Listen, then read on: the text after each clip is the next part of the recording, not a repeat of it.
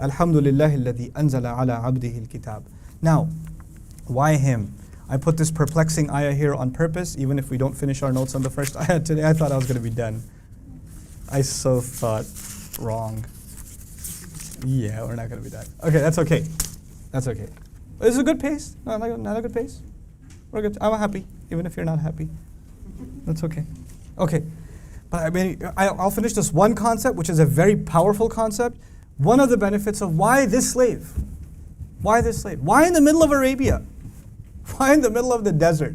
You have the Roman Empire, they have a history in philosophy. They have empire. You have the Persians, they're poetic people, man. They got a long history. Why not a messenger among them? The Quraysh said, fine, even if you pick one among us, لَوْلَا نُزِلَ هَذَا الْقُرْآنَ عَلَى رَجُلٍ مِنَ الْقَرْيَتَيْنِ عَظِيمٍ. How come no celebrity from the two towns, Makkah and Taif are pretty big towns, we have some pretty many billionaire people. If you pick one of the hot celebrities and you make them a prophet, everybody's already listening to them. Why not pick one of them? Why here?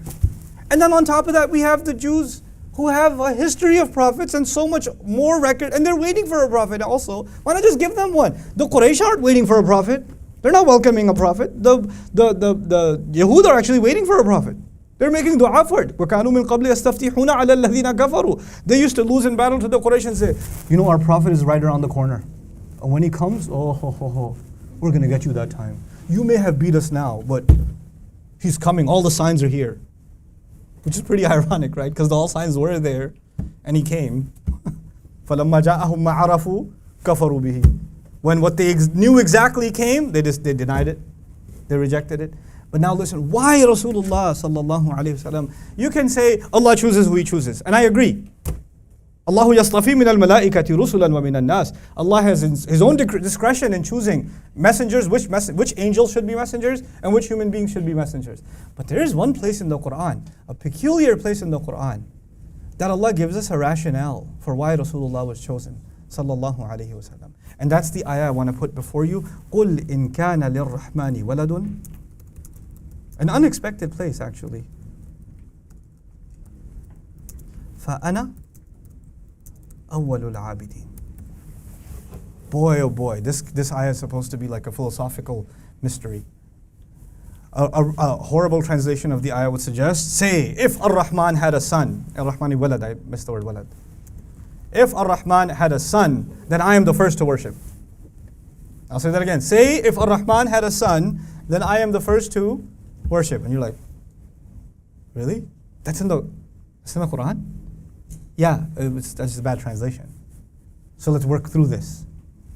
If in fact the most loving and caring were to have a son, then he does not say فَأَنَا أَوَّلُ عَابِدٍ. Like the ayah says, وَلَا تَكُونُوا أَوَّلَ كَافِرٍ بِهِ. Don't be the first to disbelieve.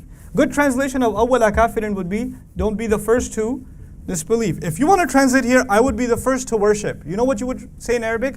فَأَنَا أَوَّلُ عَابِدٍ. I am the first to worship. That's not what it says. Just because you see awwal, you go straight to I'm the first to worship? No. Awwalul abidin actually means, then of all those, all human beings, or all creation that has ever worshipped, all creation that has ever worshipped, I am superior to all of them. All human beings, angels and jinn, that have ever worshipped, and by the way, worshipped anyone or anything, nobody has done more worship and more superior worship than myself. Now, does that sound like a statement of pride? I am the most supreme worshiper of all. Does that sound like a statement of pride? Honestly. Yeah. Yes. That's why Allah did not make him say it on his own. He said, قُل, you tell them this. Because you can't get yourself to say it. I have to tell you to say it. I have to tell you to say it. He's so much of a abid, he can't even say it himself. So what the point being made in the ayah is, if Ar-Rahman had a child, if Ar-Rahman had a walad, you're going to know or I'm going to know, no one's ever done more ibadah than me. No one's done more ibadah than me. Allah chose the most qualified of all of His ibad to be His slave. He's to be the epitome of what it means to be a slave of Allah. Actually, the word slave from here on out will be defined by Rasulullah sallallahu alaihi wasallam, and that is why the word abd, slave, which you could say is a derogatory term, once that term got used for Rasulullah sallallahu alaihi wasallam, and to describe the closest relationship he can have, like Ibn Ashur says, لِلتَّقْرِيبِ لِرَبِّهِ, to bring him closer to his Rabb, he used the word abd. Because a master gives, when a master makes a call, I need this, I need that or the other, who's always at the service? The slave. Like if someone has a servant, a constant servant, then the first one to hear the master's request will be who? The slave. So they have a very close relationship. So to describe that close, nobody's going to be closer to Allah than I. So if you're going to say anything about Allah, first of all, check yourself. Who are you talking to? I am the first of any who would know. You're in no position to speak anything about Allah, is what the ayah is saying. You're going to say Ar-Rahman has a son? Who are you? What qualification do you have? I am awwalul abideen. Tell them, challenge them. Let's see if they can do more worship than you.